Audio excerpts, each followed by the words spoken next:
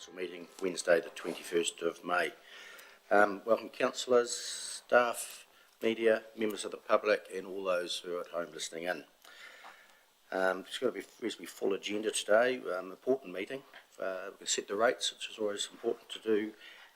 Local water done well decision this afternoon, which is a first for us, the way that local water done well work has been progressing, and we're making a decision on that today. And then the Lakehood report, just to highlight a few of the items on today's agenda. Extraordinary business. Liz Krause was coming from Kangora, but she's unable to be here today, so we've rescheduled her for the 4th of June. And I understand there's one item of extraordinary business, and it's a property matter which the CE will update us on in public excluded. So we'll move in a second that we receive that item. Happy to move. Councillor McMillan, Councillor Brown, all in favour, please say aye. Carried, thank you. We'll move on to declarations of interest in today's agenda. Being none, move on to the confirmation of the minutes. Item number 4, page 3. We'll look for accuracy of those minutes. Look at page 3. Any alterations or additions? Councillor Wilson. With respect, it's page 4. Page 4? Yep. Go to page 4, sorry. The public transport trial, can the vote was a split vote. Can that vote be recorded as a split vote? You mean a casting vote used? Well, it was, I think it was 6-4, is that correct? Oh. Sorry, I'm just having trouble finding the page, but yes, it certainly can. Generally, it would be called for at the time. Okay. And if it wasn't, and you would also need to specify a division at the time if you wanted that separation, but I can certainly make a note of that as a change. Anything else? Page 4, page 5. If not, move in a second to the council meeting of May the 7th be taken as read and confirmed. Councillor Cameron, Councillor Todd, all in favour, please say aye. Item number 5, and it's the rating boundary maps, page 108 of my book. page 6. Page 6. Page 6, yeah. Welcome, Tabia and Richard. And Mark, anything further to add to the report? To the chair, nothing further to add. Happy to take questions. Thank you. Great. We'll move on to questions, councillors. Councillor Lovett. Yeah, just a question. We're extending these out, and some of it's into rural land. So, is it only the properties that have a house built on it that gets charged the town rate, or do all the titles that fall in with that property get charged the urban rating? So there are two cases. One is subdivision, which is happening. There are no houses there, but that subdivision has already been in urban amenity rate. But in the database there is an overlap, which there is a section which shows that that section is coming into both rating boundary maps, which is urban and rural. But the development that has happened and the adjacent properties, they are all now urban. So we are just correcting our database in a way to remove that overlap and show that that section is in the urban one. And the second case is the house, which is at the corner, and half of it is its driveway, I think, was in the urban amenity, and the house itself was still in rural amenity mapping area. But this house pays urban amenity rate, so we are just correcting the boundary here again to bring it inside urban amenity rate. Further questions? There's a recommendation there. The council approved changes to map 2, the rural amenity rate boundary, and map 7, the Ashburton urban amenity rates boundary. In bullet point 2, the council approves the rating area map book 2025 with the changes to maps 2 and 7. The mover, Councillor Ellis. Seconded, Councillor Lovett. Open for debate. Thank you. Being no debate, so you should play a straightforward change to boundaries because of subdivisions, etc. So I'll put the motion. All those in favour, please say aye. Against, carried. Thank you. Next item is the adoption of the annual plan, and that's page 6. Page 13, actually. Welcome, Emily, Mark. Anything further to add to your report? Yeah, thanks. Through the chair, there's been a couple of very minor changes to the annual plan since you last saw it. Just a couple in the rates resolution, or part of the annual plan to align it with the rates resolution report. Nothing that changes the meaning, just for clarification. Right. Councillor Cameron. I have, are we doing questions or shall I wait? I have a question. Questions. I'm just looking on the front page really, page 14, we have an $83,000 added to the bulk purchase heat pumps. Did we decide to bulk purchase them, and are they going to sit in a garage somewhere, or are we going to put them all in? I think we discussed that, but Hamish? Yes, you have decided that, so Yeah. that's just a change from the LTP. so are they all going to be installed immediately? No, it's going into the work program as you have approved through the budget process. Well, you're approving that budget process now. Yeah, you can approve now. The decision's not made yet, but will be if you want to. If you don't change it in the next probably 15 minutes. Councillor Hooper. Thank you. Yeah, they're replaced as they fail. Can you remind me, please, how many we got for the money and where we got them from? Helen? Through the chair, I'm sorry I don't have that information, but I can certainly look to find that out. Follow that up. Thank you. Councillor Wilson. It's a matter of clarity. I'm looking at page 58 of the actual annual plan, not in the, which is to do, it's the roading page, key projects in 25, 26, and it's to do with the unsealed road metalling, which we've got in the annual plan. 1.74 million is the 25-26 long-term plan, and the annual plan 1.2. And I just want to see where the extra 500,000 which we put in, where that sits within that, because I read that and I don't see it there. Can someone please just explain to me where that sits in the budgeting part?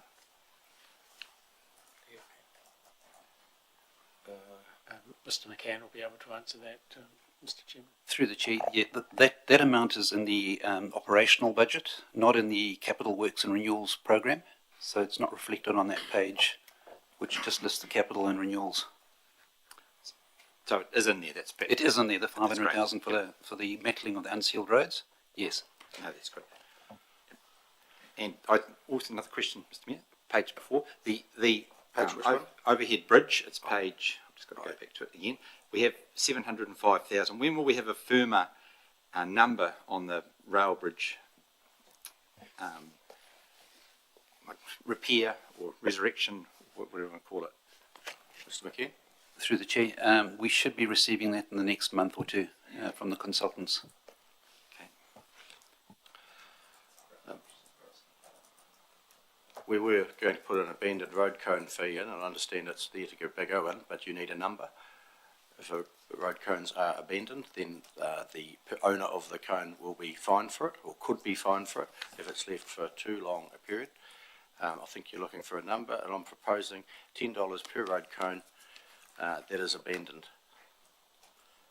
And we know who owns them because they have their names written on them, and they no doubt the excuses will come in, but I'm sure they'll also be picked up as well when they are no longer needed. Councillor Cameron? I'll just, as a segue for one question, what is the abandoned, how is an abandoned, 1 month, 2 weeks, a week? What is abandoned? That'll be in the detail, which will need to be developed. I support that. If you need a seconder, I'll support that. I don't think we do, we're just putting it in. Yeah.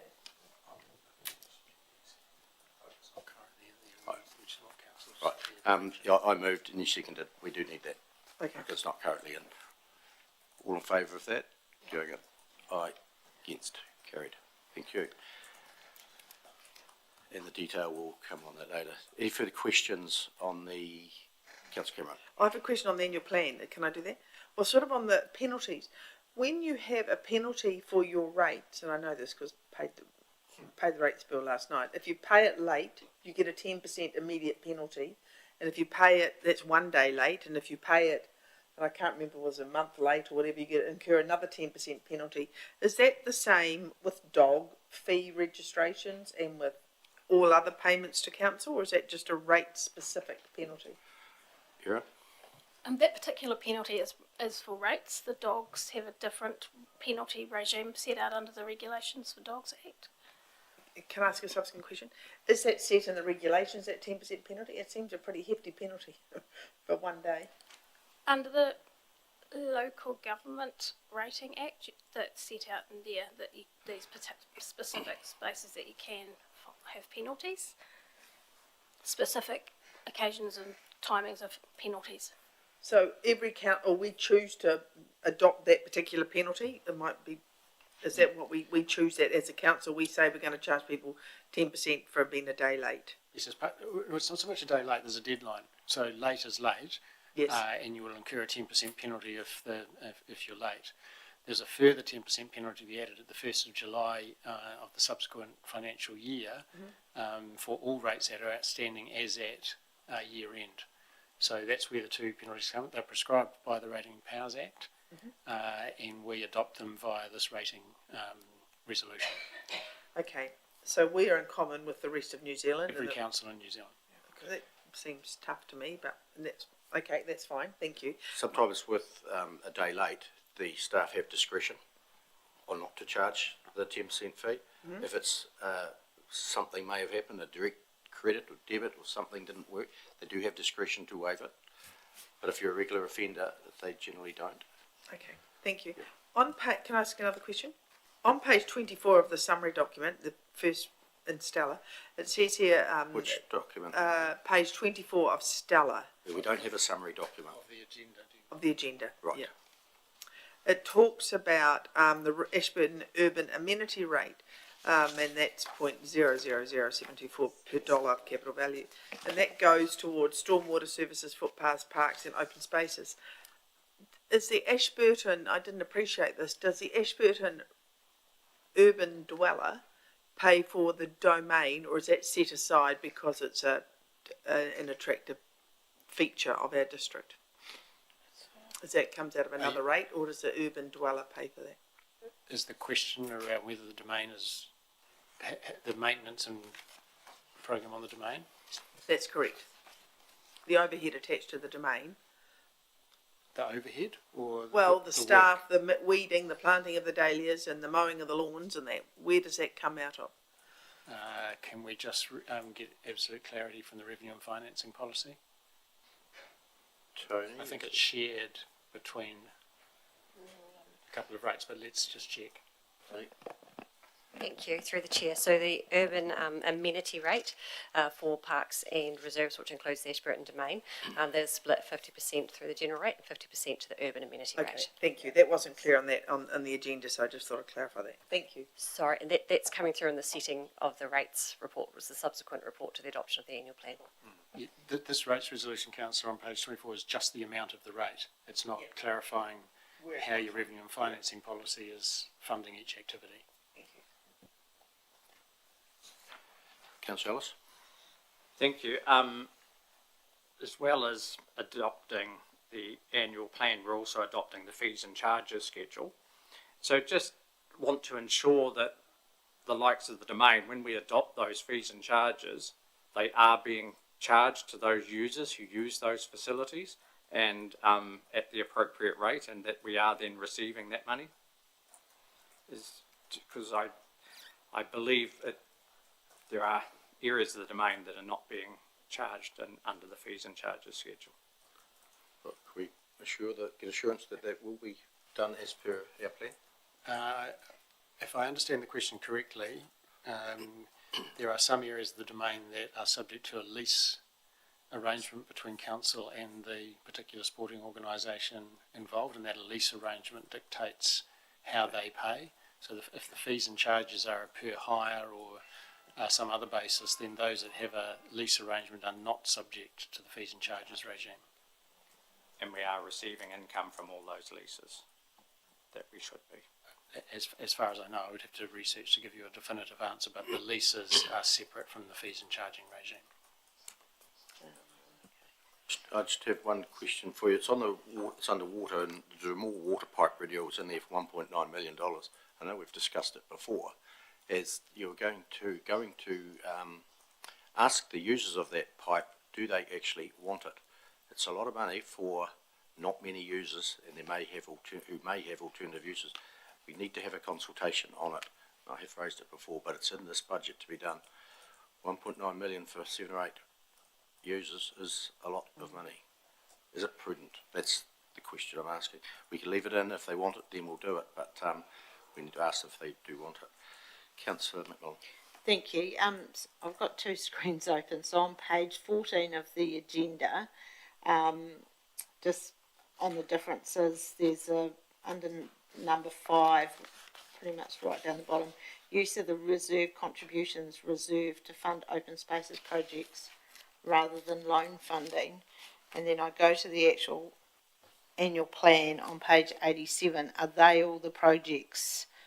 There's a total budget of 210,000. Is that what you're going to use that reserve for, or how much of the reserve are we using for those open spaces projects? Is it all of them? Is it some of them? So just to follow on from that, there's a piece of paper in front of you which I've asked for, which summarises all loans we have, what will be repaid over the coming year, and individual loans taken up for this financial year. And Parks and Open Spaces is one of 705,000. Oh, yeah. I understand there's a breakdown of that 705,000 which is asked for, so we will have, and that may answer your question, Councillor. Yeah. Just wondering, is that clear enough to say that the reserve is to fund open spaces projects rather than loan funding, or if it... Yeah, I think we need to know how much is reserve contribution, how much is loan funding, and how much is rate funded. Yeah. And we don't have that number. Yeah, thank you. Yes, and I don't have that breakdown quite in that way. The information that we gathered was that there's 705,000 of new loans for Parks and Open Spaces.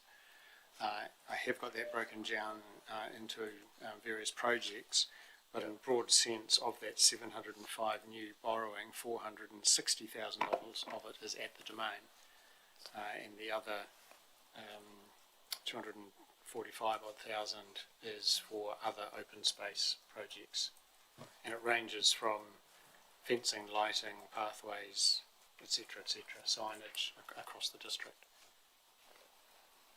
So Yeah. when we were working through the annual plan, there was direction to fund playground upgrades from the reserve, and those items have been funded via the reserve. So there's a 330, just bear with me a second, 338 for the domain that's being funded via the reserve, and there are a handful of other smaller projects in the park space that have been funded by the reserve, and they are playground related. Yeah, when we were working on developing the annual plan, we didn't have that information as to whether it was rate funded, loan funded, or reserve funded. And if we had it, it may have changed our mind whether we put it forward to approving today. We possibly had the information but didn't highlight it for you, because each of the activity pages shows how the funding is flowing. So each page that council received would show whether it was loan funded or from reserves or from rates. So you have had it, but not in a summarised or focused way, perhaps. So looking at that 705 or 400 and something thousand loan funding for items in the domain, which we don't have a full appreciation of what those ones are. If we approve this budget today with that number in, when those projects do come to fruition, we could have another look to see if we really want to do them, because it's loan funded, and if it is loan funded, it makes no difference to this budget, apart from a little bit of interest which would have been accounted for. Through you, Mr. Mayor, the way we interpret the annual plan being approved is that all the work in it is approved. So we don't intend to come back to you and seek further approval on projects just because they're loan funded. Yeah. So when we built up the budget, we had the opportunity to consider each activity, and we tried to answer questions around what was being proposed. That included projects. And now that those have made their way through that council approval process, they're now in the annual plan, the draft annual plan. And if you adopt that today, we would expect to get on with the work and not come back to you to seek further approval. So if you're happy for the loan funding in the domain to proceed, we pass this or we take it out. It's the only two options we have at this stage. Yes, and it's slightly more complicated than that because there are some projects that are funded in a variety of ways. So a loan might not pay for the whole project. So if you remove the debt, if that implies that you're removing the whole project, there will be consequential financial implications for us to work through. Yeah, it would be difficult, I understand. Yeah. Proceed with. Just while we're on there, there's also another loan for property, 856,000.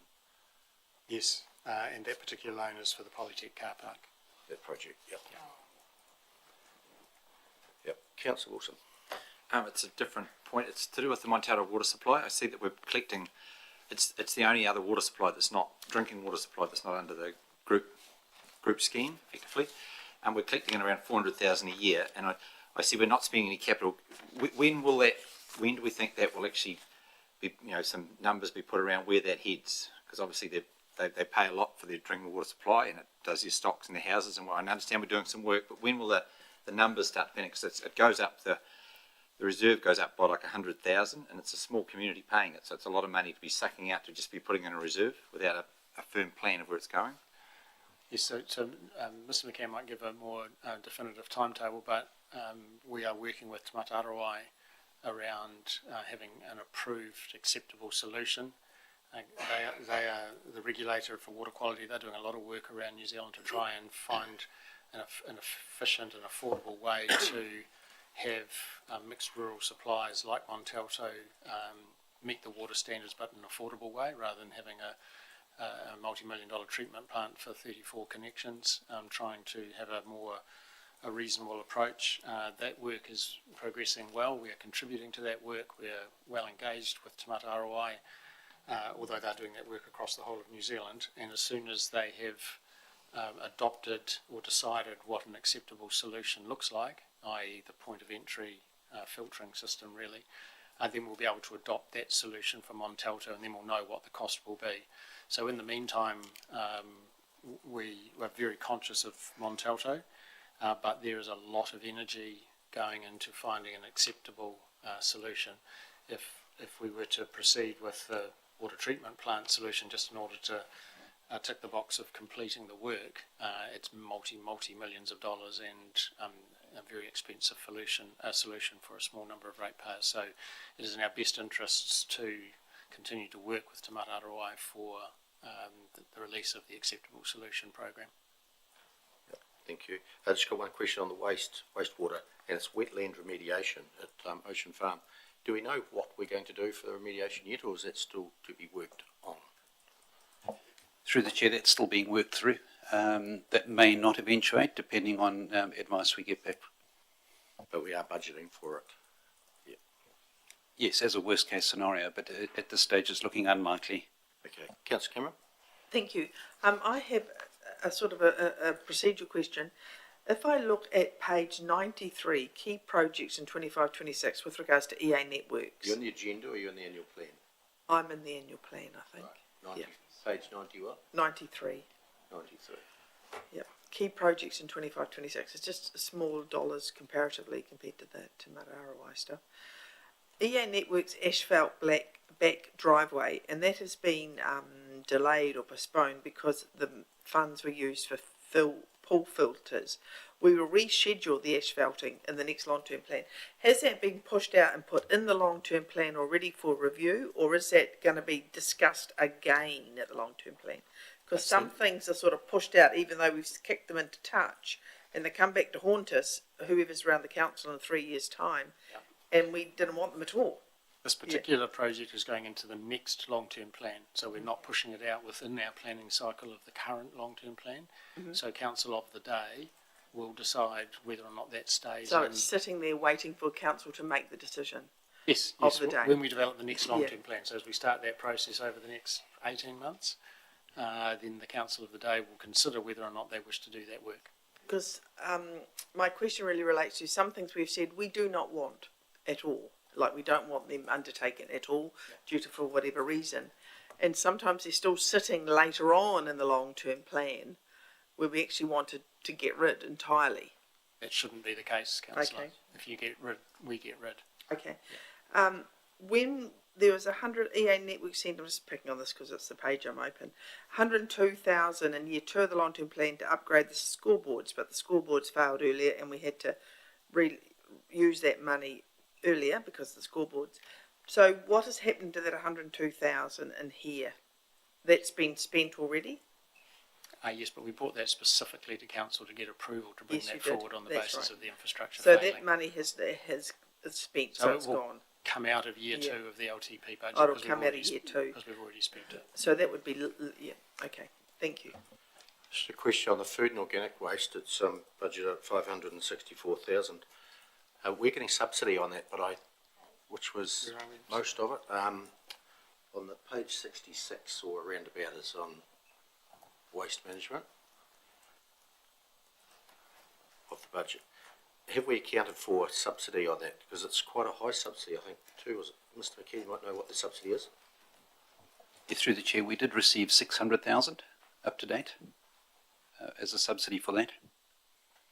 Yeah. We haven't done it yet, but there'll be more to come when we actually...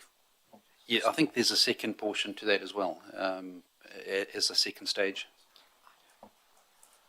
Just wondering if we budgeted for it. Yes, that has been allowed for in revenue income.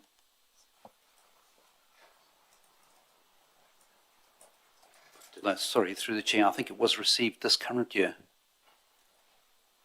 How much was it, do you? 650,000.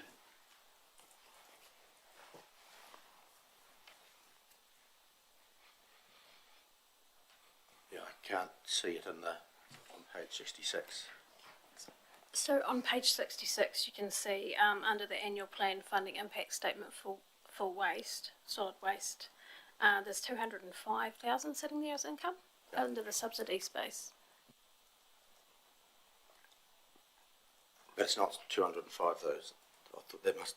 We also get monies from the in waste from that levy. Waste levy. Waste levy, so I'm thinking that was the waste levy.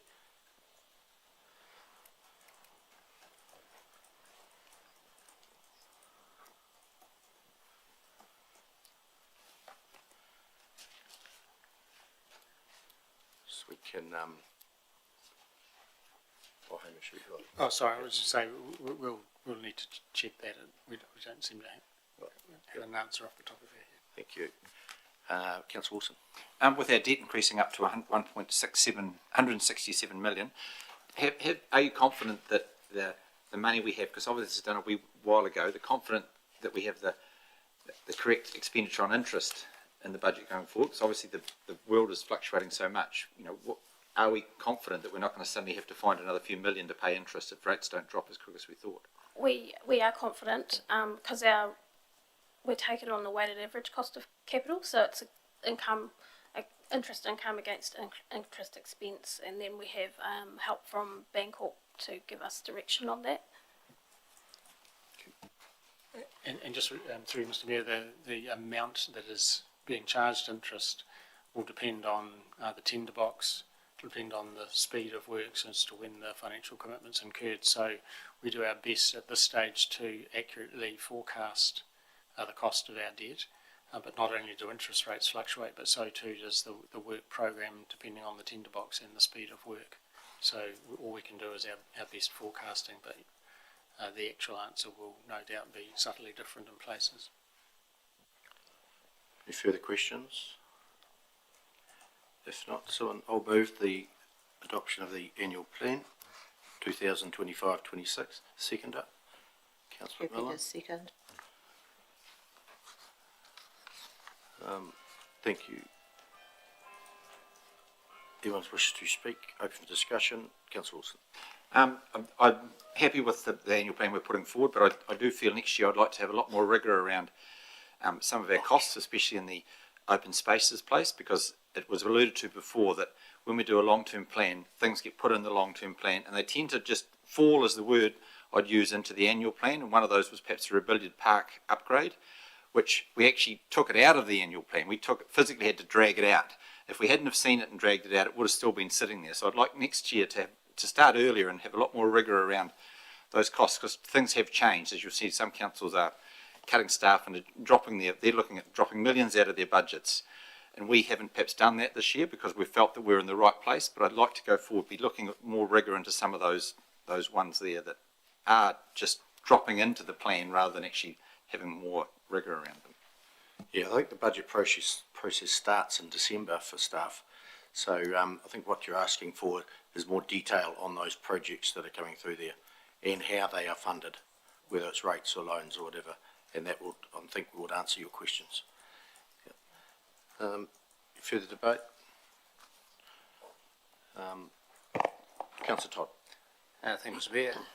I think our proposed increase is lower than what we had projected in our long-term plan, but still probably higher than what most people would like.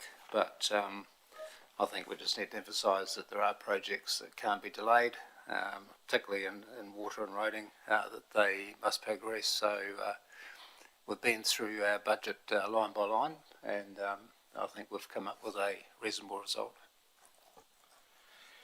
Yeah, I agree with those words. We've gone through this budget line by line, got it to 7.3% where we were signalling 10.1 in the long-term plan. We've cut some things out, we've changed a few things around, but it's still above inflation, which we have pressures from insurance as one of our non-friendly items. Interest rates are starting to help, being dropped. Electricity prices are not helping, and we use a reasonable amount of electricity in our day-to-day work. So this is what we've got to. I'm happy with it. So we'll put the motion. All in favour, please say aye. Against, carried unanimously. Thank you. The next item is number 7, setting of rates.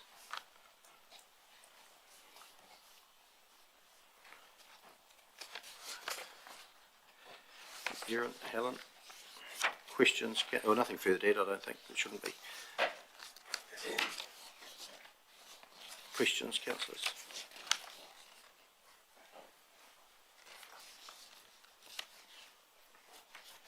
We're up there, Councillor Hooper. Thank you. Under the UAGC, I was wondering if we should extract Ashburton Youth Council as one of the activities that we fund. Yes, that is something we need to amend in there to match what's in our annual plan, because there's been a couple of movements that we'll need to remove that wording. Okay. Councillor Wilson. The setting of the I've forgotten it. I've come. The 80s. Councillor Allen. Thank you. Page 21, and just about the water meters. For some reason, I thought the rate of $1 was per 1,200 litres of water. Has it? Or I had that correct for a residential D. Yet it says in here it's per 1,000 litres. Is that correct? Then there was 2 rates. So underwater meters, residential extraordinary supply, residential D or rural A, and then it says the rate is $1 per 1,000 litres of water. And I always thought that was 1,200 litres, but We'll just have a look at that. We need to sort that before we adopt. Yeah, thank you. Councillor Wilson. I noted that the stock water rate has increased per metre of water race. Will that be affected as we go through the closure process? If I can perhaps answer that, Mr. Mayor, it'll be altered if council makes a conscious decision to alter the way in which they're funding stock water. At the moment, the stock water network incurs costs, and there is a formula to fund those costs across the meterage of those properties that are connected. As we move through the exit strategy and as significant lengths no longer get supplied by council stock water, then it clearly leaves fewer ratepayers to pay the ongoing maintenance of the stock water network until full closure, or full exit. So at some point, council will need to but it needs to be a proactive decision to fund it differently. If council doesn't make that decision or doesn't contemplate that difficult issue, then the remaining stockwater shareholders will simply continue to incur increased costs as the burden of maintaining the existing network is spread across fewer and fewer people. Another question, if I may. Yep. Is the UAGC, it's close to 30% is what it could be? It's a very easy question. In terms of the legal review that we undertook, the legal review pointed out how close it was. It's right on it. Councillor Lovett.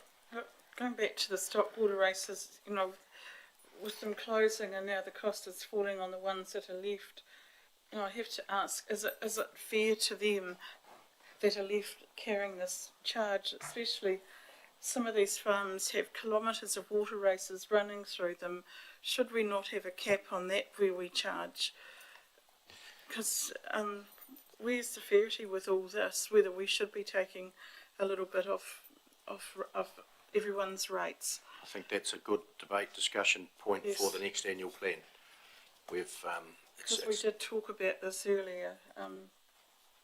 But we haven't amended the revenue and financing policy for anyone else to contribute to the stockwater network. So your policy settings currently require those connected to continue to pay the costs of the network.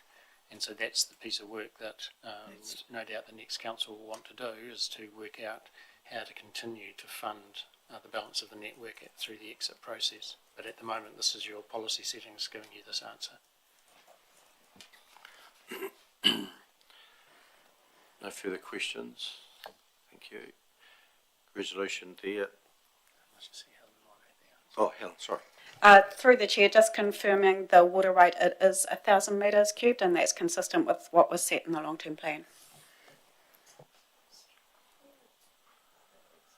Residential D, we have a resolution through council some years ago that residential D gets an allowance of 1.2 cubic metres before they get charged.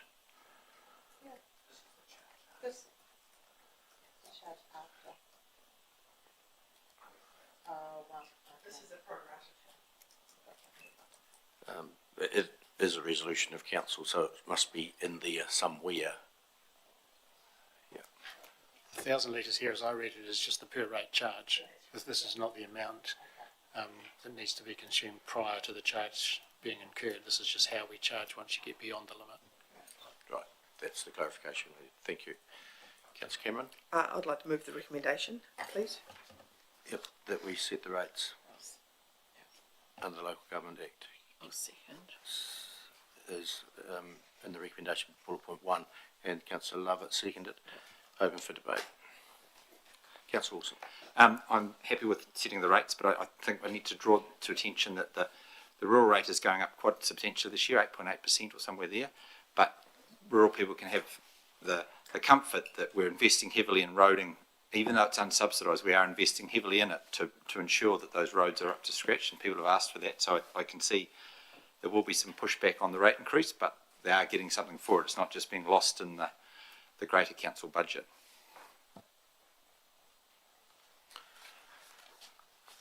No further speakers for or against. I'll put the motion. All in favour, please say aye. Against, carried.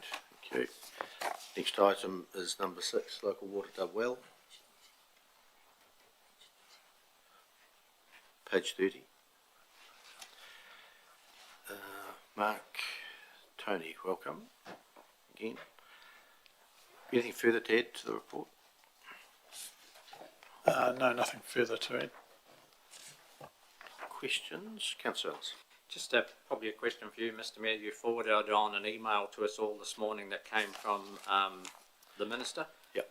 And from reading that, the implication that I got from the wording he used, that standalone business units might not have been their preferred choice as an option. And I'm just sort of seeking clarification around your feeling from, and I know that unfortunately the email is not in the agenda, so no one else has seen that as far as the general public goes. But No, it only arrived about 10:30 this morning from the Minister. And his views, perhaps the government's views, is the standalone business units in-house model was not their preferred options that they would like councils to do.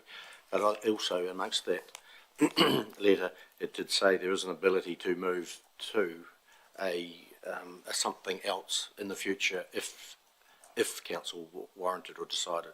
So there is an options to move. But this council will decide shortly what they're going to do, and their preference at the moment is a standalone business unit. So, but it's not the minister's. Hamish. Thank you, Mr. Mayor. When I saw that letter, that was exactly how it read. I did take the time to ring a colleague in a North Island council to check in with her council as to how they were feeling about a letter, because it looked to me like, you know, it was going to all standalone business unit choice councils. She got a very, very similar letter, and they are forming a multi-council CCO.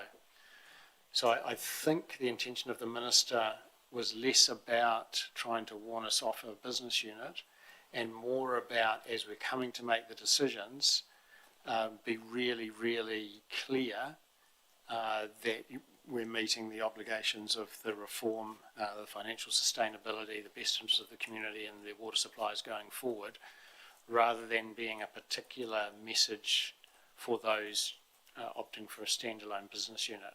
I completely accept you would not get that from the letter alone, but having now seen another council with a very similar letter with a different option, I think the minister is more urging everyone to understand the magnitude of the decision and be careful, rather than just those forming business units. Councillor Wilson. It's a question. If you went to a CCO, how hard is it to go back to an in-house model? Because the Mayor alluded that you can go one direction. Can you go the other direction with the same ease? Not the same ease, because you have a company now formed that you've got to wind up and disestablish and go back. So going back will be very hard. And the further down the path you go to a multi-council CCO, you've now got even less autonomy to pull out and make decisions and go back to something else. So the further down the reform path you go, the harder it will be to take steps back. The steps forward will be a lot more simple administratively than steps back. Yeah, so and I guess the other aspect to that is that the third water bill will set out the process for changing going forward if a council chose to go into another sort of regime, use a CCO or go back to a standalone. So that will require consultation similar to what we've done, and a process behind that as well.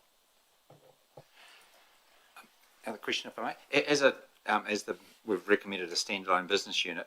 Does that means, to me, it means we're changing the thing. But how does within the council management, how do they view that standalone business unit? Is that just the same as what we've been doing for the last 50, 100 years, or is it a new beginning, or how would you describe that?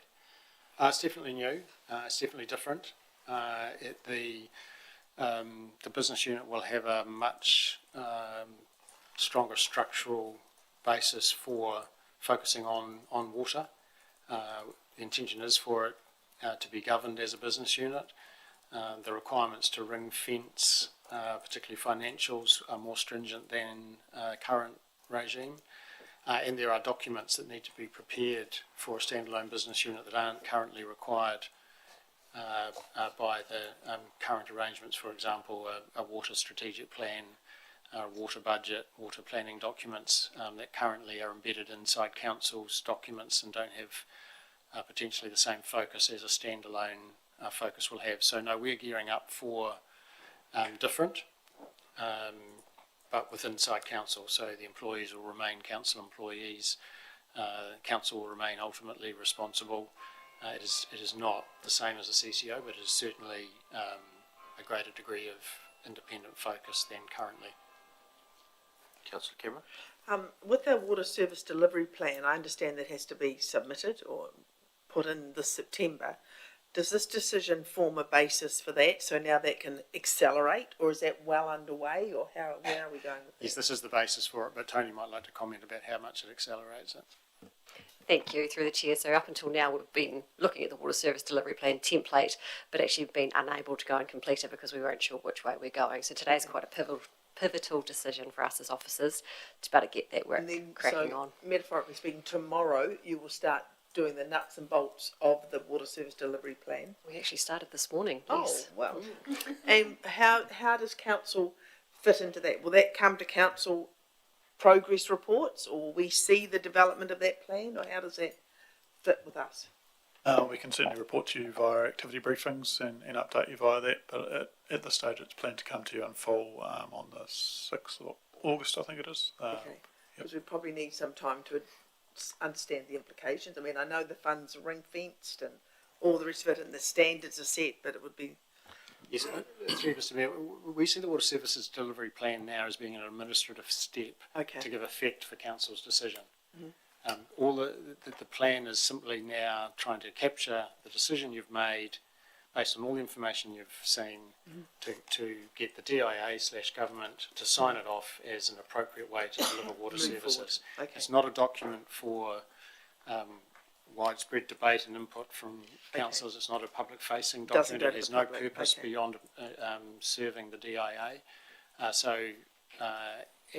as we've discussed at other fora, the obligations on the Chief Executive to sign it as being a financially sustainable service delivery mechanism going forward. So you as councillors won't have the ability to put stuff in and take stuff out like you might with a district plan, with an annual plan, because you've made your structural decision. Now we just have to get it signed off. So we'll certainly circulate it to you, but it's not really the same kind of document for debate and edit. And no, but it's not it won't be on the website where people can click in and look at it? Oh, you said, well, the final version will definitely be that. Okay, sure. Yeah. Thank you. Just a standalone business unit has some borrowing power, and the CCO has different types of borrowing power. For this council, which unit would have the most borrowing power if we needed to? Standalone or CCO? There's greater capacity to borrow under the standalone business unit, which is one of the attractions for this council. Thank you. Further questions, councillors? Nope. Thank you. Rob, your question?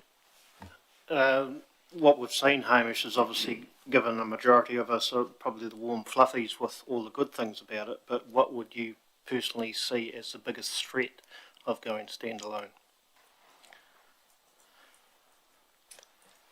The biggest threat. Well, the strength is the responsibility, I suppose. So as standards change, as costs increase, this council and our community will have to bear those on their own. So the business unit isn't sharing costs across a greater area that, say, a multi-council CCO might have done, and the community will want to express concerns about levels of rates as they do legitimately now, and council may find they will have less freedom to hear those concerns and do something about it under the reform, because the reform is all about meeting the water standards being set by the regulatory authorities, and we simply have to, as a public supplier, meet those standards, and that will give councils less freedom to decide to do things or not. And if we refer to the letter that Councillor Ellis referred to, there's a very strong message in there from the Minister that meters are a sensible part of delivering water in the years ahead. At the moment, council can choose to do that or not. We've chosen in Methven but not in Ashburton. But clearly, if it becomes a regulatory requirement, council won't have the choice, and the community won't have the same ability to influence that under the reforms as they might have been expecting, and that pressure will then come to councillors because it's a business unit as opposed to a company model. So there'll be some pressures to bear, and essentially we have to bear those on our own as opposed to sharing them across a much wider area. Thank you, Hamish. Councillor Cameron? I'd like to move if nobody else has, if there's no other questions. We'll take you as the mover. And look for a seconder. Councillor Todd. Open for the vote. Thank you.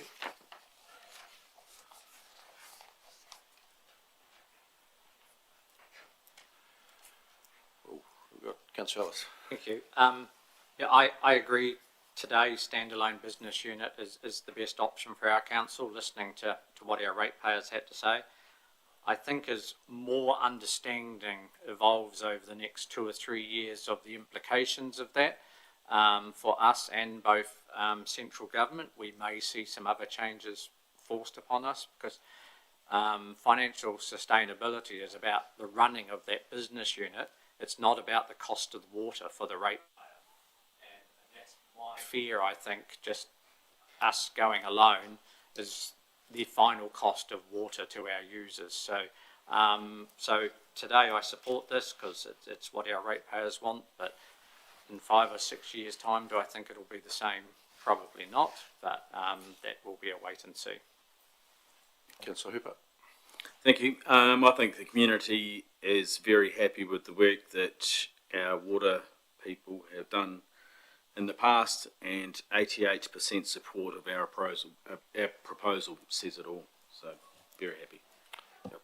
Councillor McMillan. Thank you. I support this also, and as Councillor Hooper said, we did get a large number of submitters who wanted the standalone business unit, and most of them cited saying that they were happy with how council were running the water services at the moment. And I agree with Councillor Ellis in that there will be some interesting times coming ahead, and we've got the Commerce Commission that is going to be new to us, and also the Taumata ROI who regulate us as well. So I think this is a good starting point, and we've listened to the people who submitted. Councillor Todd. Thank you, Mr Mayor. I think the results of the consultation that we did gave a very clear direction that this council should take.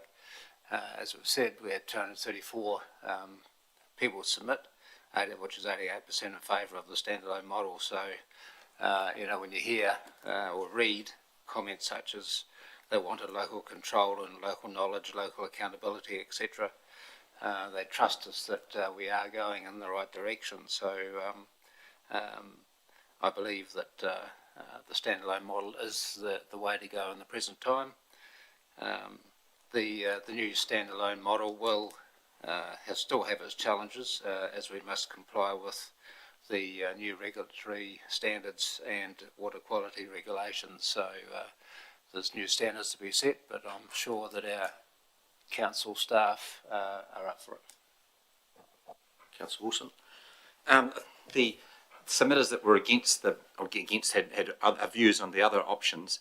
One of their big points was the governance of the model, and we're actually lucky in a way because we have an election coming up, so the public actually have I would say to those people that they have a chance to change the governance if they're unhappy with the governance. So that's the challenge going forward, that because we are the ones who are going to govern it, no different to directors of a company, we have to govern it. And the letter from the minister, which alluded to all the things that a good in-house model would actually do, I'm not afraid of them. I think that's the direction we have to go. So the times of saying, oh, we can't afford it, we can't do it, have gone. Now we've got to do it right, and as we've been doing. And the other point I'd like to make is that having an increased borrowing limit is never a good thing, because all it means is you can borrow more money, and that's the easy option, just to borrow it and put it on to the next generation. This council has been one who has actually paid for its stuff up front, and it's only in recent times that our borrowings have started to increase quite substantially. So we need to have a good look and think, should we be borrowing more as we go forward, or should we be paying as we go? Because I'm pretty sure most people in the community would take the view you pay as you go rather than you just borrow and put it onto the next generation. Councillor Cameron. Thank you. Can I speak to the motion, or I'll wait to the end? I'll speak to the motion. You haven't spoken to the motion yet, so you can as the mover. I essentially believe that we consulted on this twice. We consulted a few years ago on the Three Waters regimen, and we've also done the Local Water Does Well. And the last time, as we've heard today, 88% of people supported a standalone business unit. We have seen multiple financial models, and we can see that our ability to borrow, which is considered of paramount importance when you look at the government and the Commerce Commission and Te Mata ROI and their view on how we manage in the future, is significant, and we can meet all our obligations thus far under the local water. I think we can have invested strongly in our stormwater and wastewater, and most importantly our drinking water. And we've heard that loud and clear through our ratepayers and our community that they want this council to focus on the core infrastructure. And I think we've demonstrated that we have done that, whilst creating a beautiful town to live and play in, if you like. So I think we're in a good position to continue to deliver stormwater, wastewater and drinking water in a very safe and quality, cost-effective way into the future. Councillor Lovett? I'd quite agree with what Carolyn just said. She took the words out of my mouth, but I think we've just been very fortunate that the past councillors and the staff have invested into the district and their infrastructure, and it set us up in a good place going forward. And yeah, and I'd actually like to thank the staff for all their work and everything they've put into it. And it's great to see the comments coming back from our ratepayers about how they value our council and what we are doing, and they've got great confidence in us going forward. Councillor Mackel? Doesn't leave me much to say. Been the last, so all I can say is yes, I support it, and yes, absolutely, as I've said before, it's been an easy decision for me through, because we've ridden, I believe, in on the coattails of past councils and staff and current staff, all making good decisions, spending money where it was needed, upgrading when it was needed, and yeah, we're left in a very good position to make, I believe, an easy decision. Just before I go to the right to reply, yeah, I think this is a great step forward for local water done well. It's a big movement from going from where we are now to what we're going to move into. And there's going to be more focus with the standalone business unit on running waters, all three of them. And as Richard alluded to as well, the governance needs to be strong. And those governors, which the next council will appoint from around the table, and perhaps some externals too, if they see there's not enough expertise, they should be chosen on their merits and their acumen to govern this entity. A lot of consultation on good consultation with good feedback back, and strong 88% for this standalone business unit, which was a clear directive. Yeah, so right to reply, Councillor Cameron, if required. Thanks, Mr. Chair. We were tasked by the government to determine a strategy as to how we were going to deliver clean drinking water that meets national standards, safe, environmentally safe, or best wastewater that we can, and also look after our stormwater. We looked at many models. We looked at the financial modelling for them. We looked at the governance structure of them, and we looked at the cost structure and how we would actually manage to do that.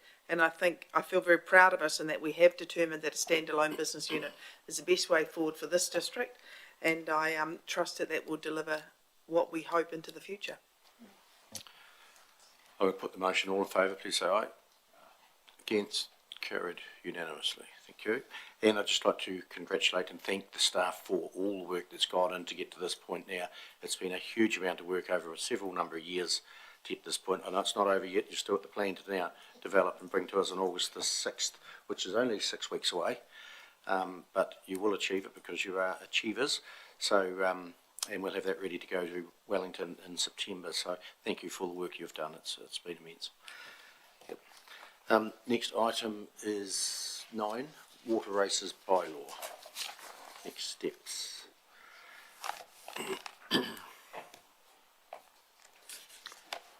Anything further to add, Richard? I'm happy to answer questions, but I have nothing further to add. Thank you. Questions, councillors? Any questions? And this document is going to go out for consultation. That's correct.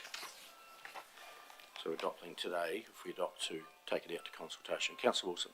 I note that it says that one of the things against going out is the cost. What is the approximate cost of going out to an option? I think it's the ones that we have to consult. What is the option, the cost of that in dollar terms? On an average bylaw, I think there's some operational cost around advertising. It varies depending on how extensive a public advertising program. So this would be at the low end. It's a few $1,000s, which you've already got in your operating budget. Further questions, Councillor Wilson? Will if we pick the right option, will that help the transition plan go through its, because we're only just starting into it and we've got it's going slightly slower than we'd hoped, but we're being thorough. So, once we come through that, will it help our decision making, strength of decisions, as you'd say, and the legality of them when we go through the process, picking the right one? Yes, it will. Not because of the changes, but because we've kept a bylaw in place. The changes are minor and minimal. They certainly don't hurt, but the key thing is to keep a bylaw, a regulatory framework that underpins that work. No further questions. I've got the recommendation there. If someone would like to move. Councillor McMillan. Yeah, I'm happy to move. And Councillor Brown. Open for debate. Thank you. If there being no debate, I'll move to put the motion. All those in favour, please say aye. It's carried. Thank you. Next item is draft climate change. Draft climate change, yeah.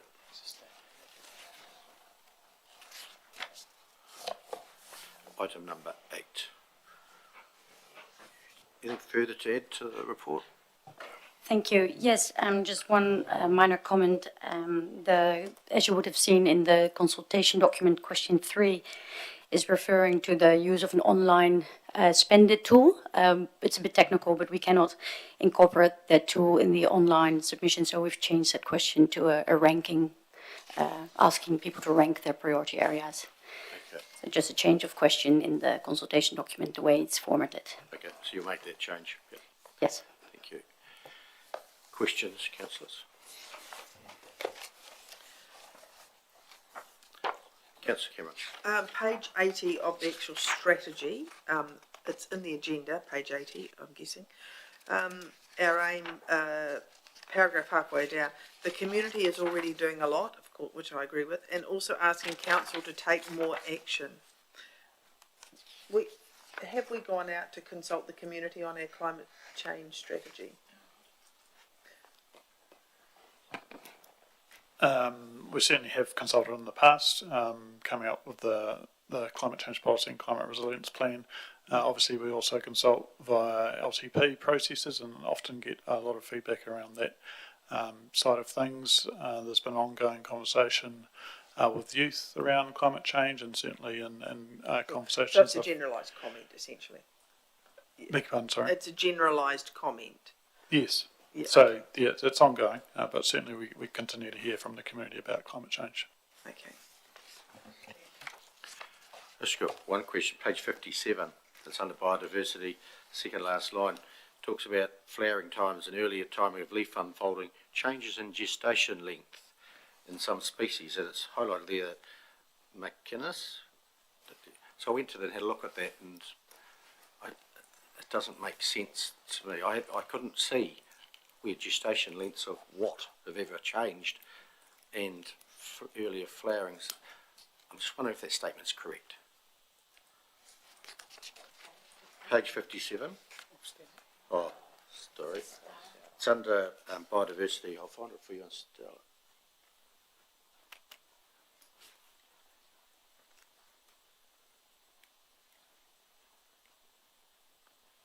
Page 76.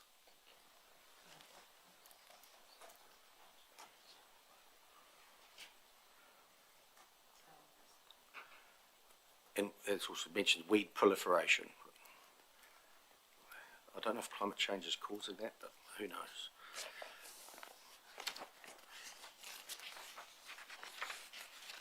Whilst you're thinking about that, you have a Just like to comment briefly, Mr Mayor, both the gestation length in some species has got that little 5 beside it, which refers to a scientific report, presumably from McInnes and Ng et al. From 2021. So we've referenced that statement back to the source of that that statement. So we'd have to go back to that document to believe it or not, but those scientists believed it was true, and we've just quoted them. And the weed proliferation is in our own biodiversity strategy, which Council adopted, where we said that same thing. So we're just trying to reference where those statements come from in order to keep the credibility of the climate change plan high. I went to McInnes's Little Six and I couldn't make that same correlation, but I may be looking at the wrong thing. He does have a few papers. So if we could just check that it is. Yep, sure. okay, understand. And just to comment on the next page, or pages over, on under Did You Know? And talks about our gross emissions per capita. And is it a good figure to have? If we've got 5 million people here, of course they're high. If we had 50 million people here, they'd be low, but we don't.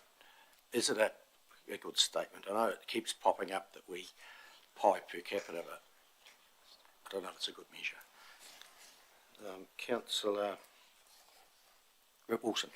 Yes, I would concur with you on that statement. 66 tonnes per capita. It'd be interesting to equate that to the GDP per capita of our district. And you're talking, the tonnes comes from cows, obviously. So you know it's a misleading statement. The other one I'd be interested to understand. We had a good discussion around some of the funding. And it's on page. If we go to page 112, which is the action plan indicative costs. And many of the ones, if I go down 3.3b, 3.5c, 3.5d, E, F, 4.1g, 5.3a and 6.2b, we effectively deferred them out 3 years. And so we changed the wording from we had plan and resource. I would like to propose that we change in all of those ones here, because we put them off for 3 years, and the beauty of that is it puts it into the next long-term plan, which gives the next council time to discuss it rather than us. Good question, Councillor. The question is, can we change plan and resource to just plan in this thing? If I look at page number 109, it has plan and resource, and we've pushed some of those numbers out further for 3 years, and so if we're obviously not funding them in the short term, but we can put plan in, which means we are planning it, but we're not funding it. Through the chair, we're in your hands. If council wants us to change that language, we're happy to do so in the draft. Would you like that amended as Councillor Wilson say? Take the word resource? Yep. Take it out. Does that just on the Councillor Lovett. Yeah, on page 30, 2.4, continue to promote sustainable land use and soil conservation. You're talking about farming here. Should we not have who should be federated farmers? Because to me it's not a ADC comms or... Yeah, you think you might be debating a bit here, but it's going out for consultation. Federated farmers be, added into that at all? It's going out for consultation, so Federated Farmers and Co will submit back to us. And also just looking at the narrative, your comments at the start, whether we could, we talk a lot about it may be warmer, it may be wetter, but there's nothing about it could be cooler. We don't know, and we don't use that cooler there. And I'm thinking when the Mayor talked about the district we used to ice skate, and I'm thinking if you're going there, should we add in there that this district was dry and barren up until the late 70s, 80s when we put irrigation in. Question coming. And that was a huge change in our landscape. Should that have been mentioned there along with your past of ice skating? We kind of missed the dramatic change there to our district. If I could try and comment, Mr Mayor, the climate change action plan is for you to adopt, so you'll need to be happy with it. What we tried to do through the workshops is reflect the weight of opinion. So the weight of opinion, the weight of the scientific community's opinion around the world is that the planet's getting warmer. And so us commenting that it may well get warmer and how are we contemplating that future is just reflecting the weight of scientific opinion. And if we want to have a climate change action plan that contemplates mid-Canterbury getting colder, then you've got to somehow try and balance that with where most scientific opinion seems to be falling. There's no question that the economy and the land use of the district changed from the installation of irrigation, but not a climate change issue.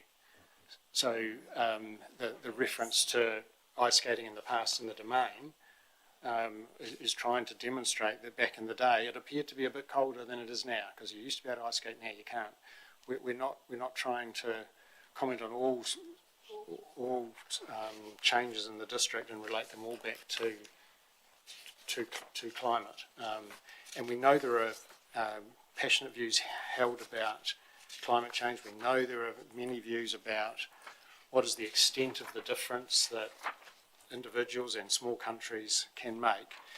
All we're trying to do is find a reasonable, balanced, weight of opinion path that reflects the bulk of the science and reflects, as Mark referred to at the start of this process, the sort of comments that are made to this council about how are we contemplating climate change. And we're seeing our children strike from school and marching in the streets, and we can think that they're stirred up and passionate and someone's pulling their strings, or we can accept that actually this is an existential issue that is important to the next generation. So you've got to try and balance all of those things in a strategy that can work for the Mid-Canterbury community. But to contemplate a colder climate, I think would fly in the face of the very reason of doing the strategy. Thank you for that succinct answer. Councillor Cameron. Thank you. I think, and as the climate change document alludes to, I think we are getting wetter and we are getting warmer. And I think we've seen a lot of episodes in the past few years where that's clearly in evidence. My question is, I have two questions. One is, we're going to see, and don't ask me to find the page because I saw it this morning, sea level rise maybe up to 0.28 metres. What do we need to elaborate in this document before it goes out to consultation what that would mean for this district? If we went up 0.28 metres, what, we're going to have saline in our river mouths further up the river, or what does that actually mean? Do we need to put that in the document? That is my question. Through the chair, we haven't got that extra detail in here at this point in time.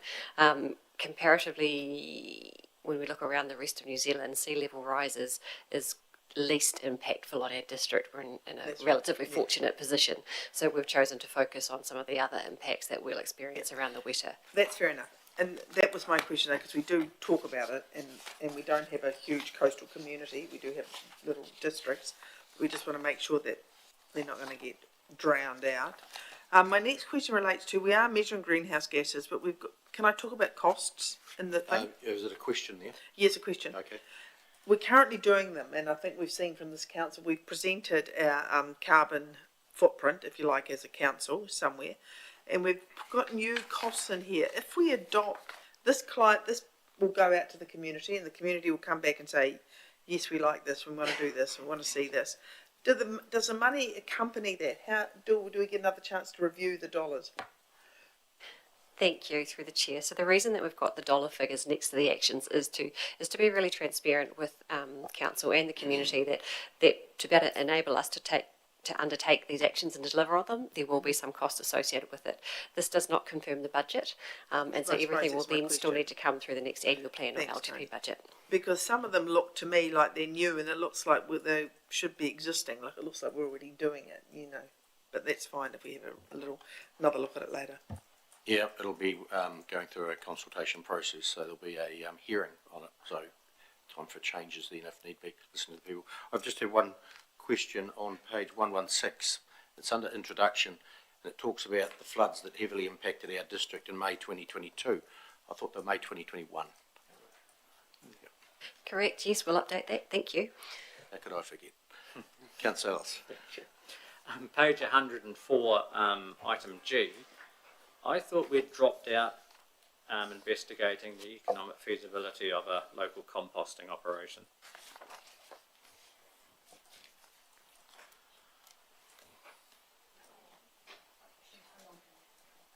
Richard? My recollection of the discussion was that you pushed it out in terms of making it a long-term rather than a short to medium-term matter. I thought we got, okay, thank you. Which is not to say that if you wanted to take it out, you couldn't do that today. Thank you. Further, Councillor Wilson. That probably goes to my discussion before about once if we look into things and work out that the other thing to do through consultation, and then in the future a council looks at that and decides to fund it, it would put the money in. But if we put the money in, the money just tends to be in the budget, and that's what business as normal looks like. So that's what I was concerned about. The words are used. I'll just bring them up. We talk about plan and resource. Plan, once you've planned, you then make the decision whether to resource it. But plan and resource, the decision's been made. You've resourced it, you've done it, you've spent the money at the outset. That's what doesn't it? No, it doesn't, Councillor, with respect. The resource is not allocated until the budget process. What this document is trying to do is plan the particular actions the council and the community agree are important, and to show what they would cost should they be done. Because without that, this is honestly just a whole lot of words, and we can't do any of it, or very little of it, because we won't have the resource. So we'll bring the resource request to council through the budget process. If you approve the budget, then we're planned and resourced, and the work will unfold. If at that point a future council decides it's not a priority, or it costs too much, or you don't want to do it, then we simply won't get the budget provision, and that work won't commence at that point in time. So this document is just trying to show the cost of the actions that are being proposed. It is not saying we're going to spend that money and do that work. It has to go through an annual planning process. And we use the example of the Ashburton Domain Development Plan. It has a whole lot of work in there, a 30-year plan. It has indicative costs. It even has indicative timetables. When we get to the annual plan budget, we have to bring that work through into the budget. And if council, as they have done, doesn't wish to proceed with a particular piece of work, then it doesn't happen because it's not funded. But the plan itself shows what the cost is if you were to do the work. Councillor Ellis. So thank you. So something that's in there for the short term will come to our next annual plan or LTP? If the short term means next year, it'll be in the annual plan. If it means the year after, it'll flow through to year one of the next LTP. Thank you, because there's another item in there for $10,000. We're setting up an ADC gift a native tree project where people can buy a gift certificate and gift someone a native tree that ADC then plant in an allocated area, but that somehow is going to cost us $10,000. I think we'd be better off to go and spend $10,000 planting a native tree area. But yeah. That'll be all part of the deliberations after the consultation process, whether it stays or goes. The recommendation there that we send this out for publication, consultation. So I'd like to move. No, I'll move. Councillor McMillan, Councillor Cameron, thank you. Any discussion, debate, or have you had it? Councillor Cameron. I obviously support it, and I think the same people actually voted for it in October last year. I think it was you and I, Liz. I think we have a responsibility to ensure we prepare our community as best we can for perhaps a wetter future, but perhaps a warmer future. We need to develop our stormwaters, our drains, our roading network, our bridges, so that we're well placed into the future, so our kids can continue to do business and grow in this district. So I think this is the first step for that. We do need to be aware of the costs associated with that and stick to the priorities and what is important and where we can actually influence it in a meaningful way. And that's where I suggest we stick to our infrastructural assets in the short term. And I look forward to seeing what the community have to say on this. Thank you. Councillor McMillan. Thank you. I speak for this motion, and I think we will hear a bit of feedback from this through the consultation. We had pre-engagement where we had quite a bit of feedback, and I just want people to note that it's climate change and sustainability. So it's looking at how our council can be more sustainable in the future, as well as looking at the changing climate, and I would encourage people to submit. Councillor Wilson? I will support this going through to public consultation, but I do believe that this is something that it was interesting that Chief Executive brought up about the domain management plan. Once it's in a plan, it's very hard to get out of a plan because it goes into the budget, and we talk 50,000. Sounds a lot of money, but when the council's whole budget is being talked about, we tend to focus on the bigger numbers because it's too hard to focus on the lot. So little numbers all get put in, but eventually little numbers build up to big numbers. So that's where I was saying that if people want it in the next budget, it should be presented to go in the budget, and then we would say, yes, we're putting 50,000 or 100 or $200,000 in over the next few years into it, rather than it just slipping in the back door, I'd say. Councillor Ellis? Thank you. Yes, I also support this and support it going out for consultation and look forward to hearing from our community. I think, though, we just need to make it very clear that just because some of those dollar sums are in there, like we've just heard, doesn't necessarily mean to say that money is going to be spent on those. And I think there will be an assumption because they see X amount of dollars for a certain project. If they support that document, they will think that money is automatically going to be there. So I think we need to communicate that that they will be moving forward into future budgets that will need to be approved. Further, Councillor Todd? Thanks, Mr. Mayor. Yes, I will support this effort. I think as a community and as a country, we must be seen to be doing our bit. And I think on climate change, and I think a lot of it, or some of our overseas customers are now looking to New Zealand to have a climate change policy for them to trade with us as well. So I think on international markets are demanding us to be more climate resilient, so there's going to be no harm going down this path. No further speakers. I'll put the motion. All those in favour, please say aye. Against, carried. So that's going out for consultation. I'm sure the community will have a lot to say on it. It'll be good consultation. Next item is Lake Hood issues and options report.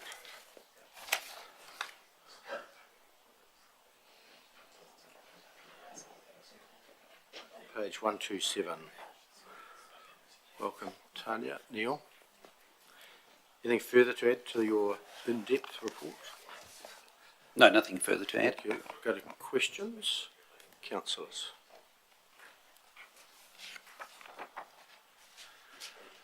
No questions? I have. Oh, yeah, there we On go. the report. Councillor Cameron. Yeah, the staff of the report, Yeah, I've got questions. which will be the bulk of the discussion. Now, when I went to the Tompkin and Taylor report, can I talk about that? Yep. It talked about at times of low water levels, we should be flushing it out in the winter. In the previous years, we don't appear to have done that. Talk about flushing out the lake. Why is that?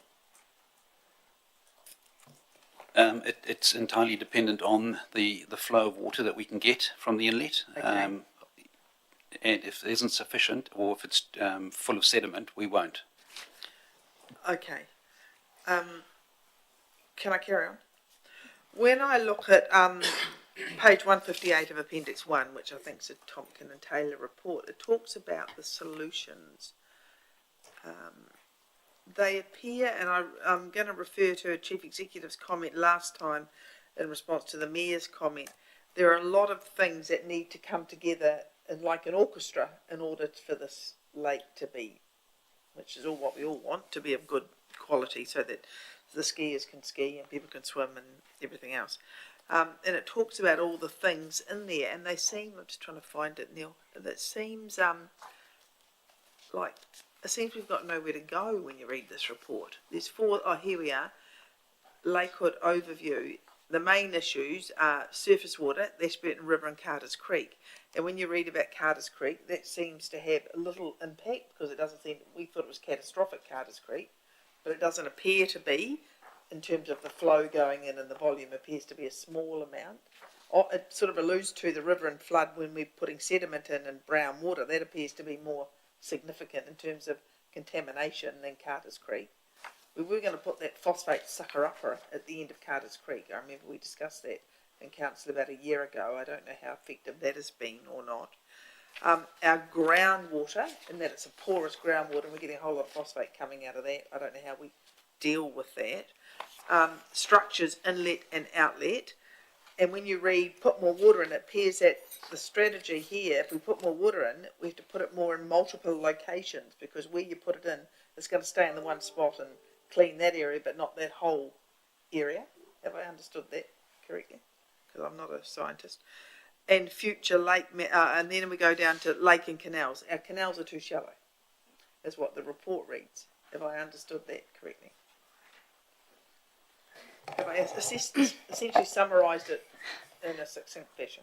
Through the chair, it's a good summary. I wouldn't say the canal's necessarily too shallow, that they're similar depth to the rest of the lake. It's the way they're designed without adequate water circulation. So it's one of the things we're looking at around how we can change that. One more question, please. They talk about we're supposed to have bridges over the canals, and we built these, what did they call them? Box culverts. What is a box culvert? Yep. So that's a concrete box structure. Instead of a bridge, it's just a concrete box culvert, which you typically see under roads and over waterways. Just a smaller sort of... so it's more constraining, it limits the flow, bridge. Does it, essentially? Yes, probably less cross-sectional and area than a bridge would have, is what they are referring to.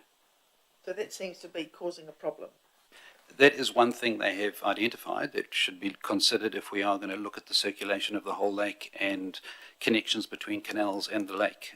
So it's something that we're proposing to look at by modelling the lake and investigating and monitoring the flow of water, and that will consider the amount of water and how easy water can transfer from one water body to another.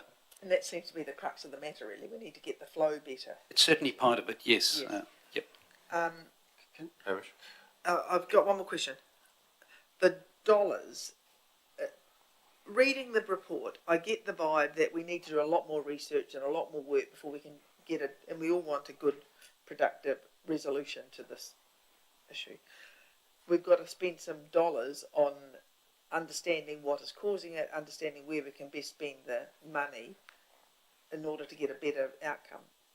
Do you have a guess? I've seen the report and I've seen the dollars, what that minimum amount of dollars would be? No, we don't. I'm sorry. I think that what all this information is showing council and the community is that it's a complex issue. There isn't a silver bullet, and we have a lot of feedback coming to this office. Neil, in particular, and Tanya receive a lot of feedback where people tend to want to put the problem into a nice little box. So it's Carter's Creek, or it's the intake, or it's the box culvert, or it's the something else.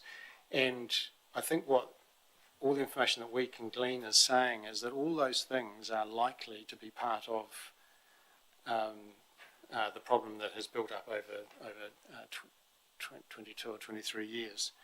And so what we're trying to do is acknowledge all of those issues, but also show that fixing any one of them is unlikely to make any material difference, because it's a whole smorgasbord of issues. So when we then think about, well, what is a sensible solution, then we have to understand the impact of those things to the very best of scientific knowledge, so that we're not just jumping at shadows.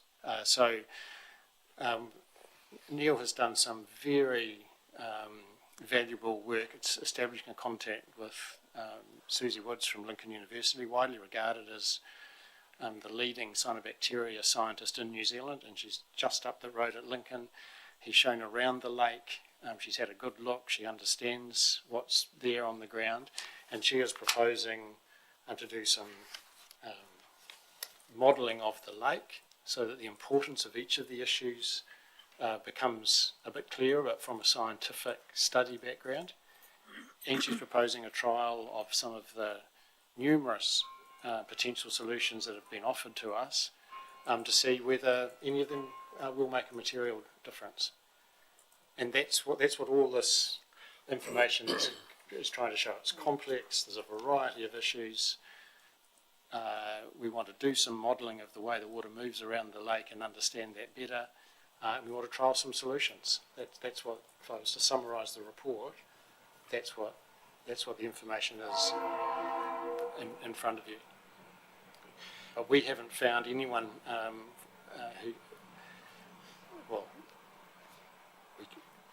from a scientific point of view, there is no clear and obvious silver bullet.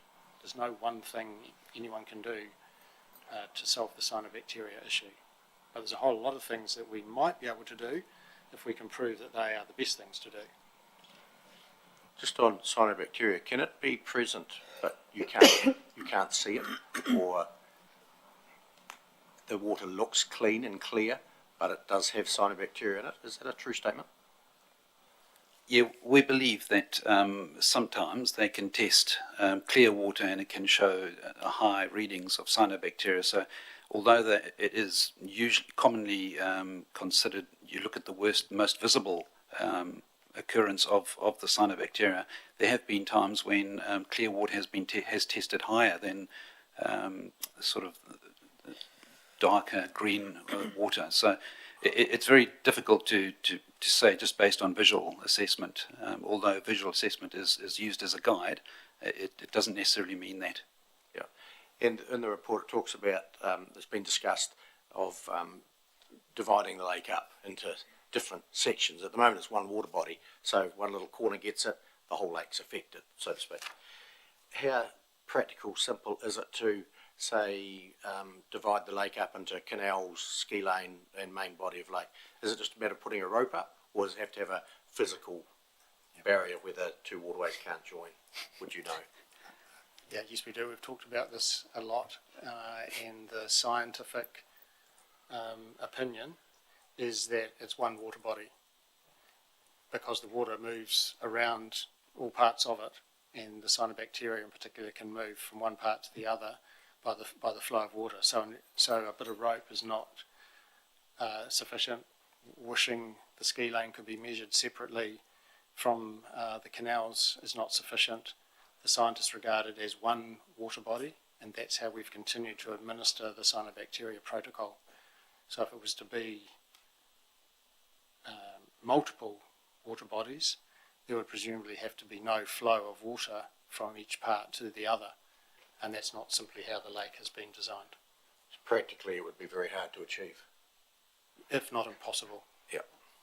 But potentially impossible, because if you closed off the top end, how's the water going to get out if that's where the intake's flowing in? It's got to come out. You'd have to put it out over land or a pipe all the way back to the river, and then how's the rest of the lake going to get water? I'd say impossible.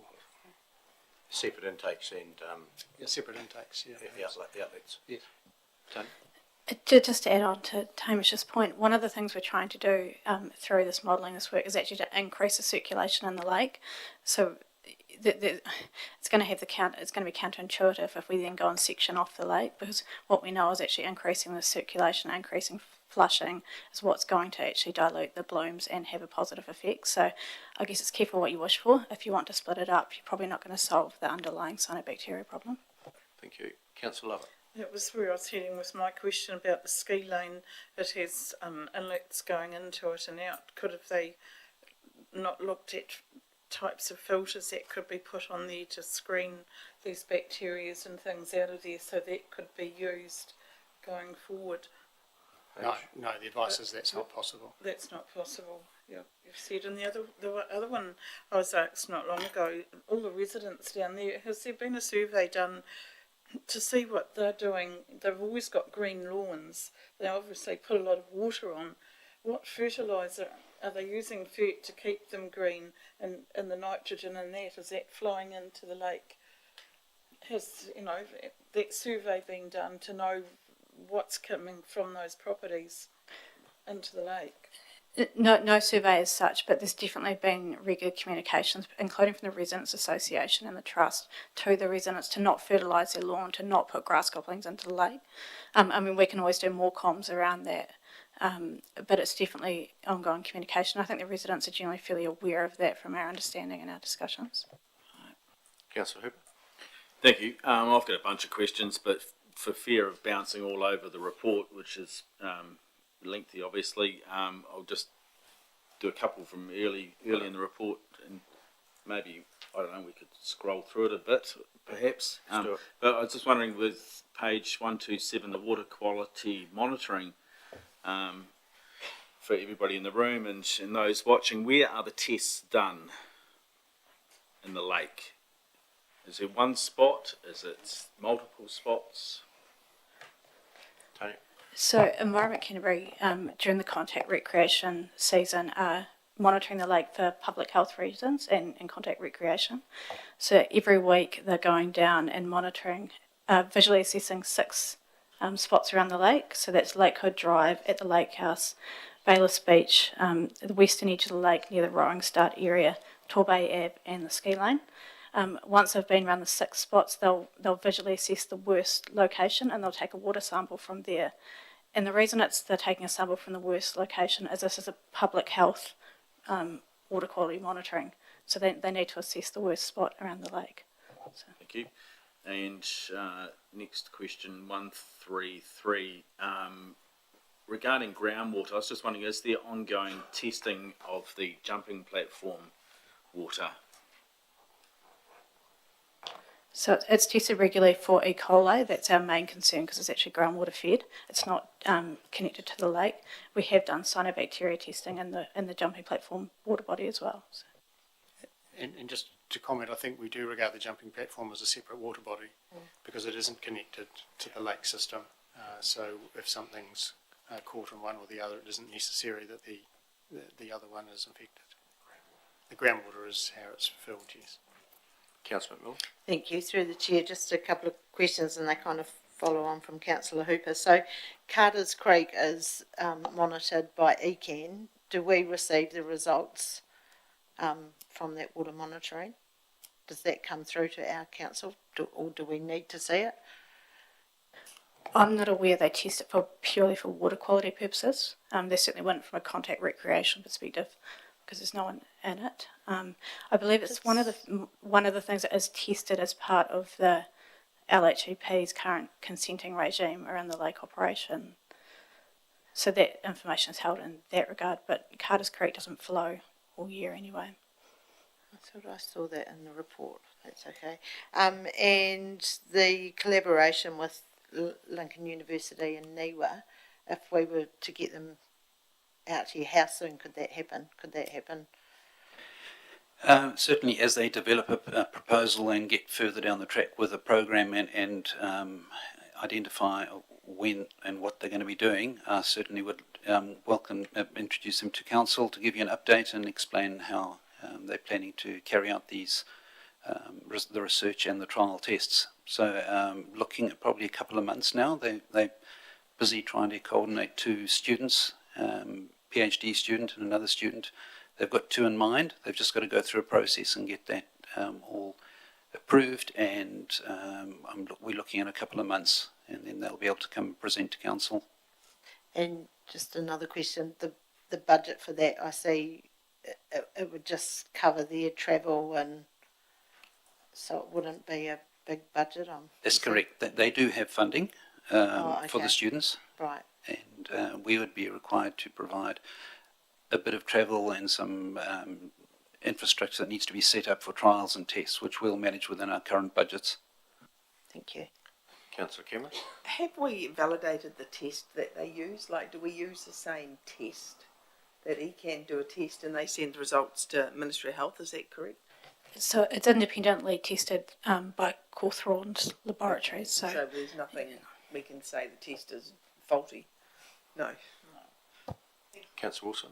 I know to me that it's a good report. It's very thorough. It's got so much stuff in it though that it's hard to actually come down to where to start and what to do first. So I accept the report coming in, but I'm just questioning, how do we get, like, there's some comments in there around, consents and working with, what you can do with the consents, and there's another comment about changing stock water into use it, and then there's stream augmentation, and then there's flows in the river. All of that stuff sort of falls together. How do you get that to also all of councils working to that? Because I'm in the stock water transition group, and we've never, I note on the 10th of June 2026, we opened wider consultation on the Legmore Creek, which runs right past Lakehood. So how do we make sure that all the council things are all driving the same direction? We don't shut a creek that should have been left open, or we do something that shouldn't be done. How do we get that process working well? It's a big challenge, and we like to see it as three key areas of work. The one is dealing with the longer term, trying to get more water through the lake is the one issue. And the second one is what sort of infrastructure, understanding the lake, how it operates, how the circulation, that sort of focus on the engineering infrastructure. And then the third one is understanding cyanobacteria. The second and third ones we're hoping to develop a way forward by having this model of the lake and then superimposed with sediment and cyanobacteria information, testing of the sediment, testing of the water, the various water intakes, the groundwater, just more science and more investigation. So those are three key areas of work. The first one where I mentioned the actual getting more water would perhaps touch on the stock water, but I would hesitate to go down that path because stock water, we have our own course there of understanding how much stock water we need going forward and discussing with irrigation companies. So I don't suggest that can be included with our Lakehood future water planning at this stage because it's it's more important that we deal with the stock water transition. Councillor Ellis? Thank you. I find those comments interesting because we've just had a high-level scientific report done that says one of the easy wins for us is surrendering stock water to the river to increase the flows. And now's the time for us to be looking at that, because in 2 years' time, our stock water races, we are out of that as ourselves, and we'll lose control of making that decision. So I think it is very important that that is done now. I think it's fantastic we're actually finally getting some science around this problem, because people have clutched at straws for a very long time to come up with all sorts of weird and wacky solutions for this. And I think a scientific approach is the way to go. When it comes to discussing ultimately a budget for it, that'll be another whole different story again, because somewhere along the way this is going to cost a lot of money to fix, I believe. But there's an easy win there for us if we surrender some stock water consents back to the river, I hope. Hamish? I wonder whether Tanya might like to be able to comment on that point, because my understanding is us surrendering water back to the river doesn't automatically mean it flows into Lakehood. And in fact, I'd imagine that every consent holder who has an abstraction consent from the Ashburton River and doesn't feel that it's enough may well want their share of the surrendered water. So this idea that we can just give up something else and it'll automatically benefit Lakehood, I don't think is that simple. But Tanya, is that true? That's correct. Ultimately, the river is governed by a flow regime and a minimum flow. So Lakehood being one of the last in the chain, effectively, of the 87 odd Ashburton River consents that were reviewed a couple of years ago when this minimum flow was put on. There's a lot of water to be taken before that. There is a potential mechanism of a water user type arrangement where potentially water can be shared down the river that we'd need to do a lot more work on, but just purely from a tip more water in and leave it in there, well, it's probably gone by the time it gets to Lakehood, and then there's going to be a minimum flow at the State Highway 1 bridge anyway before that. Phil? Thank you. Page 136.39, council's been inundated by vendors and salespeople, the odd resident, on chemical or biological products or technologies. However, independent expert advice received that the few or if any of these products have been rigorously and independently tested to be successful. I wanted to know who provided the expert advice and what lakes similar to Lake Hood have been tested.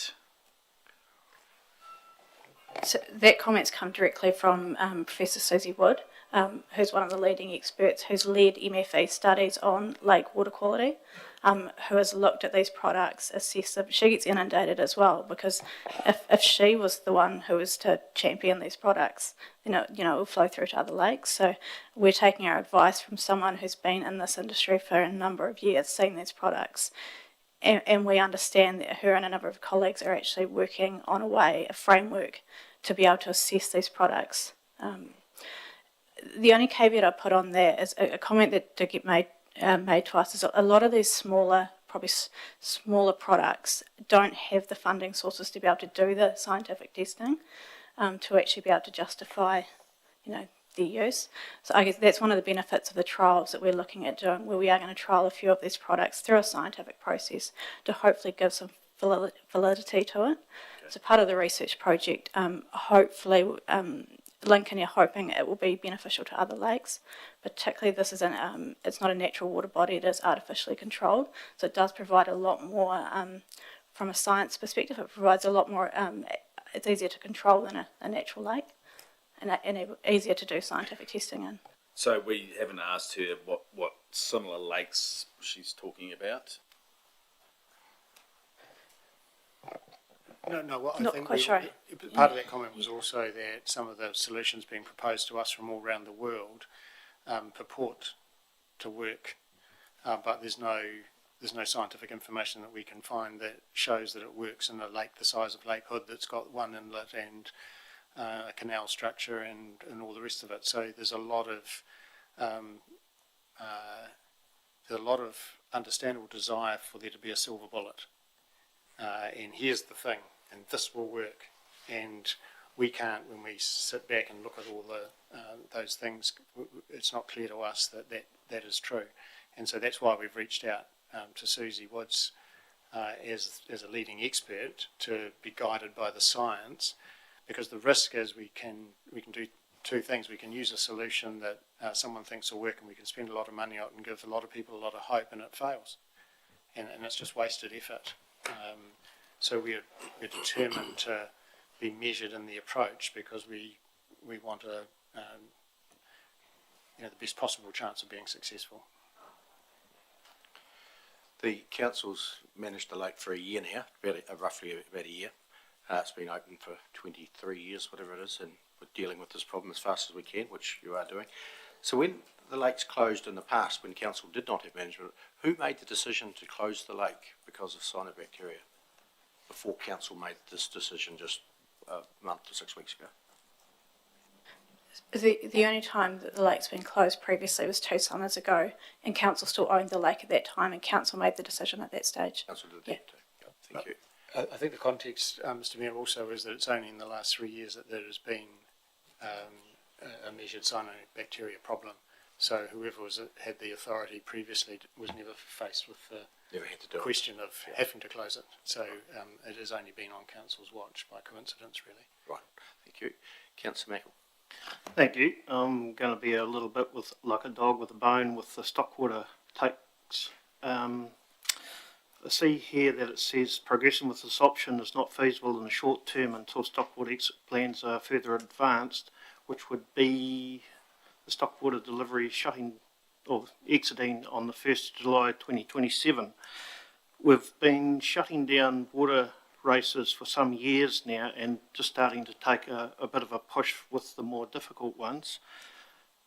Questions are, how much water is currently available with those water takes that we have consent to take water for?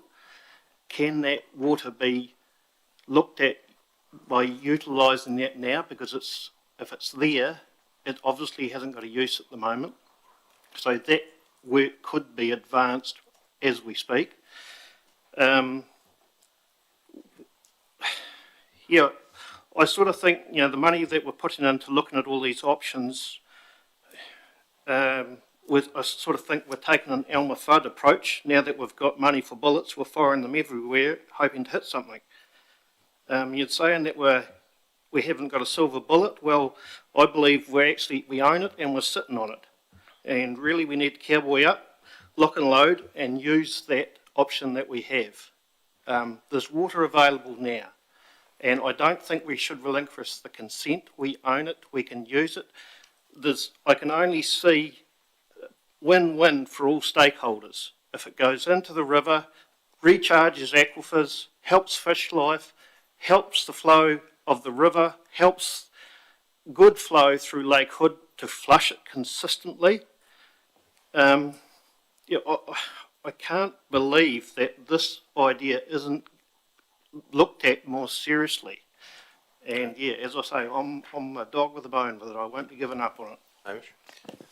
Um, to the comments that Tanya made previously, the amount we can intake is dictated to by the regulations associated with the flows in the Ashburton River.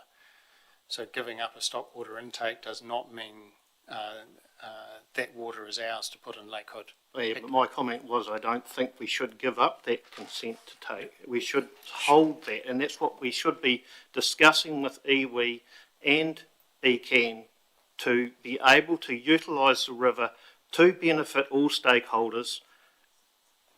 The more extensions we do at Lake Hood, and we're doing those as we speak, more channels are going to demand more water.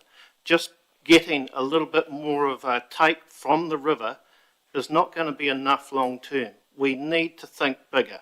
There's real estate down there. God knows what's happening to that. Yeah, we need to be looking after those residents down there as well as our district. Yeah, to be Mr. Mayor, we want that too. The only way we can get a greater intake currently is by the water in the river.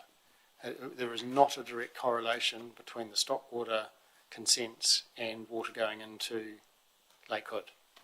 So we'll continue to have conversations with ECAN, of course, but it's not a direct line as you draw it. I'm sorry. Yes, I hear you, Hamish. A question I asked earlier: how much water does anyone know is available now with stock water that has been shut down in the past? We'd have to do that work for you, Councillor. I haven't got that today. Yeah, there will be water available right now, so it does not need to be delayed to look at that option. But it isn't available to go into Lake Hood directly. That's the point. Not consented for it. Councillor Hooper. Thank you. Page 142, a couple of questions there. There's roughly 2.8 kilometres between the river intake and discharge points. Townie question. Can that be shortened? Would that help it as far as a non-consumptive take in ECAN's eyes, and how much would it cost? And also, while we're on that subject, why did LHEP withdraw the application prior to that being publicly notified in 2017? Through the chair, I'll answer your first question. So yes, in theory, you could shorten it, you could pump it back uphill from the outlet. We have considered it. It is an option. It'll be incredibly expensive because you're pumping water back uphill to tip it back in the top of the lake. So right. Yes, definitely an option. Your second question, obviously council wasn't involved at the time. I understand that the ability to obtain those consents was looking rather challenging in the face of a public notification process. So the decision was made at the time to withdraw that application. Thank you. Further questions? No, a very good report, thank you. It's got suggestions in there, it's opened everything up, it's all on the table, so thank you for gathering it together and in such short time as well. It's much appreciated. This is obviously quite a controversial, probably not the right word, but people are keeping an eye on it. They want the water quality in there. Good. You're working away on doing things. How can we as council be kept informed of what you're actually achieving or progressing at Lake Hood? What's an avenue for that? Because we don't want to set up a committee to oversee it, but we would like to know, council, as to what's progress is being made. Yes, no, it's very fair and reasonable. I think we can add a heading in the activity briefing, so we'll be reporting to you once every 6 weeks. That will include, I mean, in some 6-week periods, I imagine there may not be a great deal, but that will include the intention to report on the progress of the hydrological study and the intention to keep you up to date with the progress of the trials and any other work that we do, any conversations we've had with ECAN in relation to non-consumptive takes or a different way of getting water into the lake. All of those things we can continue to update council on that 6-weekly basis. Thank you. Thanks for that. Look forward to those regular updates and improvements in the lake as well, hopefully. There's a recommendation there that we receive that report. Councillor Ellis moved and Councillor Brown seconded. Thank you. All those in favour, please say aye. Carried. Thank you.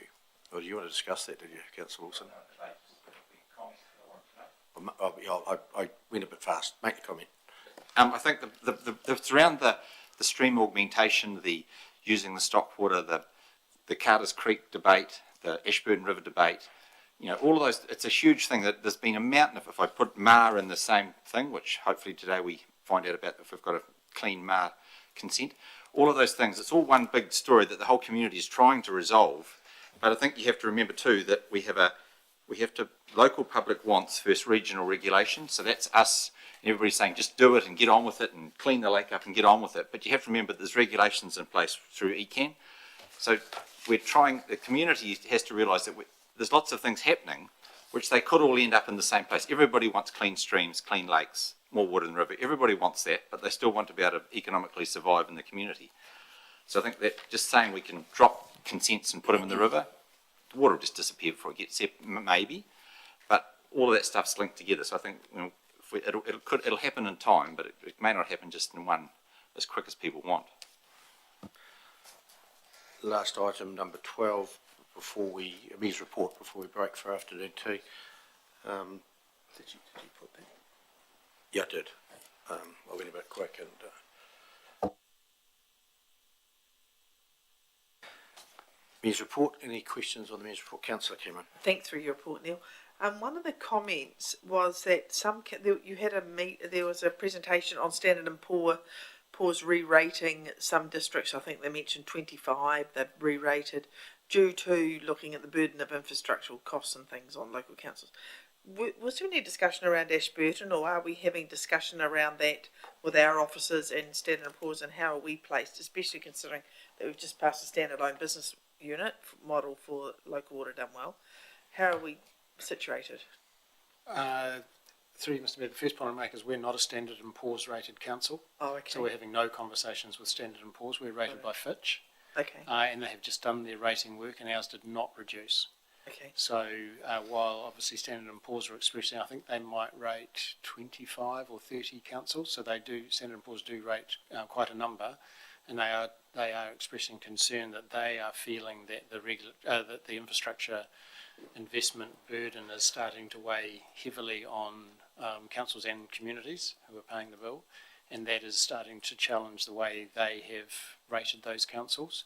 We have not seen Fitch express that same concern yet, and the most recent assessment that they made of us continued to see our AA plus rating confirmed in place. Okay. So it's an interesting development, one that we're clearly watching, but hasn't impacted Ashburton yet. Because you would think that would sort of be the canary in the coal mine a little bit, wouldn't it, if they sort of had I don't think Fitch refer to Standard & Poor's work when they do their rating. They see the process they follow as being robust and appropriate. If we got downgraded by Fitch, that would be a warning for us to take heed, I would think. Oh, well, it has actual real impact, so it's not just a warning. We borrow rates through the LGFA based on the credit rating that we get. In fact, the reason a few years ago that we opted to be rated was because we can obtain cheaper finance because of the rating. So if they downgraded our rating, we will find our cost of borrowing go up. So it'll be a direct impact, not just a signal. Yeah, I remember that. Councillor Hooper. I've just got one more thing to say, Neil. When I go through and follow one of those links in your presentations that you put on the bottom of your report, we talked about, it went through to the local government, the infometrics thing, and looking at the roading network in there, you can see Auckland plus, which is astronomical, Southland, and then Ashburton. So we have the third largest road network in the country. Yeah, I thought we were the fourth. Selwyn just beat us some time ago, so we Oh, must did have they? But switched they're around. down to fifth now, Selwyn, on that little thing from Infometrics. It will be accurate. Yeah. Pretty Auckland, we yeah, used to be that was, third or second. I When tell Auckland people combined, we're it put us fourth out. or fifth, I say, but we're actually third now. Yeah. Yeah, I mean, I'd just take it as a snapshot in time. I think what it actually says is that the Ashburton district has one of the largest roading networks in New Zealand, and whether it's second, third or fourth is kind of a moot point, but we have a long and... But more than Waikato and, you know. Yes, and we've often put that down to a flat district. So back in the day, people just went from A to B because it was easy to do, and they formed a road. If you've got gullies and rivers and cliffs and things, you tended to have to follow a more planned path. Councillor Hooper. Thank you. I see you had a meeting a couple of days ago with Ben, Chris, Hugh and Richard from the AMP Association, Mr Mayor. I was just wondering if anything out of interest or came out of that we meeting? came and had a good chat about progressing things into the future. They're going to go away and do a little bit of work and come back and see us again when they've done that work. I can update you more later if you want. Thank you. Councillor McMillan. Thank you. The ECAN draft gravel management strategy hearing, you did that obviously. Have we seen the submission? Should have. It was emailed out to you all for comment. That would have been a while ago. I think so. Haven't we submitted on that? Yeah, we have. Thank you. We'll recirculate that in case it's got lost in the email. Yeah, trails. that would be good. Thank you. Councillor Wilson. I note you attend the HH Wet meeting. What would, obviously we're getting into the tail end of we've been granted a consent, but it's open, it could be appealed. What would that cost if someone did appeal that? What would that cost our community? Because HH Wet is a community organisation. I don't know around dollars, but it would probably cost years in time. It would not be a good outcome, I don't think. The consent has been granted, and it's open for the appeal period for people to appeal is open still. So, when that closes, we'll get certainty as to whether the trial can become a full-on MAR project. And further question, how much money have they spent to date? 600,000, I understand, somewhere around that. It's just in lawyers and fees, nothing's actually being done with the 600,000. Consenting is about 600,000. Yep. Thank you. Yeah, a lot of money's been spent on that. But that's the process. I'll move that we receive the Mayor's report. Second up. Councillor Cameron, all in favour, please say aye. Councillor carried. Move on now to long and new serving staff. Long serving and new staff, sorry. Katie.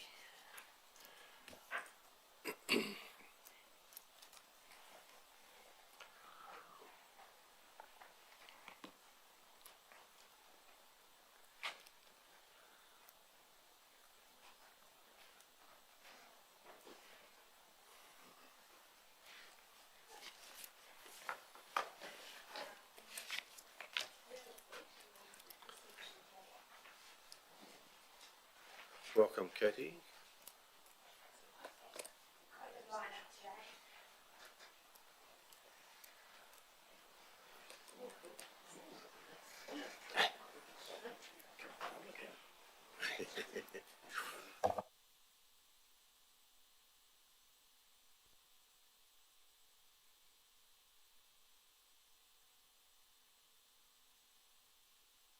Floor is yours. Right, good afternoon. We've got quite the line-up this afternoon, so I will move as swiftly as I can through the new starters and then the service recognitions. So to start with, we've got 4 new starters today. We have Artie Cadian. She has joined us as a new GIS analyst. We have Carolyn Couchman. She's joined the customer service team downstairs, and we have Louisa Horman, and she is our new creator of social history at AAGM. We also have Stuart Nicholson, And he is one of our new building officials. Welcome to ADC. We also have a number of staff being recognised and celebrated for service this week. We have a lot of items for them up the back. So let's start with, first up we've got Caitlin Roddy Dixon, who's been recognised for 5 years service. Now, Caitlin joined the property team as an administrator at the start of the pandemic in the year 2020. She caught one of the last flights out of Perth before the borders were closed and started at a tough time when everybody was already working from home. From the start, she demonstrated her technical potential and was promoted to property officer in December 2022. She has gone from strength to strength and is becoming more and more Kiwi every day. We also have 5 staff being recognised for 10 years service. First up, we have Karen Nyman. Karen started out at EA Network Centre on the front counter and then moved through various roles at council, including customer service downstairs, finance, and is now a key member of the property team. The knowledge she has gained across these roles in council has made her invaluable for the broad range of issues she faces in the property team on a daily basis. Karen is always looking for ways to improve council's efficiency, and the positive impact she has made has not only helped ADC but also our community. Still coming. Next up we have Jean Moore, who's one of our building officials. Jean is probably one of our most accomplished inspectors and is known for being firm but fair. He has carried out over 8,500 inspections, which is the most out of all current staff. Some of the major projects he has been responsible for is Ashburton College, Tavendale's building and the Mooney Main building. He has also carried out rapid building assessments over the West Coast and Nelson after the flooding and Kaikoura after the quakes, and of course here after the flooding in 2021. Thanks, Jean, for all your hard work. Next up, we have Amanda Watson. Amanda is our customer services team leader. And while Amanda has played a key role as a permanent staff member in the customer service team for 10 years, she actually, as she reminds us, actually started in August 2011 in various casual roles. Amanda was appointed to the team leader role in 2017, and in this time has recruited and trained many staff into the team. This is actually due to the fact they get poached and promoted to other teams within council, which is a credit to her hiring and training abilities. Amanda is the quiet achiever who always looks for service improvements. Her and her team have regularly received recognition and praise within the industry for the outstanding service they provide. Now we just have a couple of staff from EA Network Centre who are also celebrating 10 years service. And first of all, we have Jenny Sol.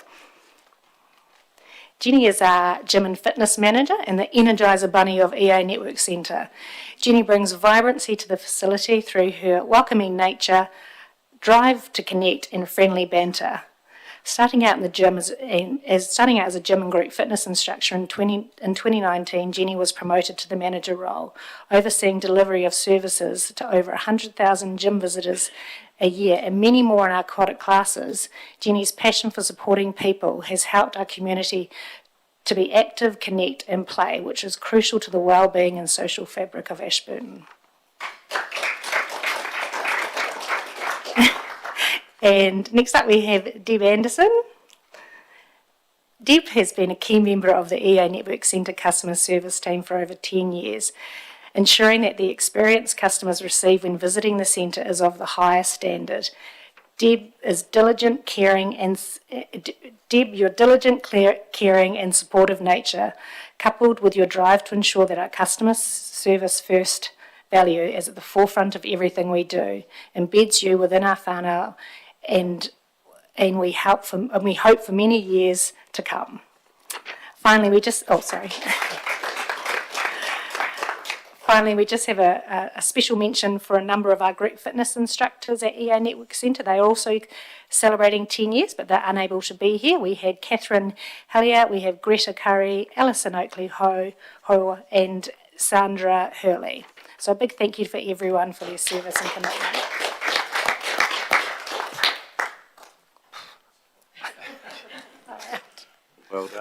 Well done, Katie, thank you. So welcome to the New Starts, hope your time here is long and productive, and for those who've got the 5 and 10 year recognitions, well done, it's a credit to you, keep up the good work. So we're going to break very, very shortly for a cup of tea, more than welcome to join us and have a chat. So before I do that, I'll just look for a mover to move into committee. Councillor McMillan, Councillor Wilson, all in favour please say aye. Carried, thank you. Break for afternoon tea, thank you.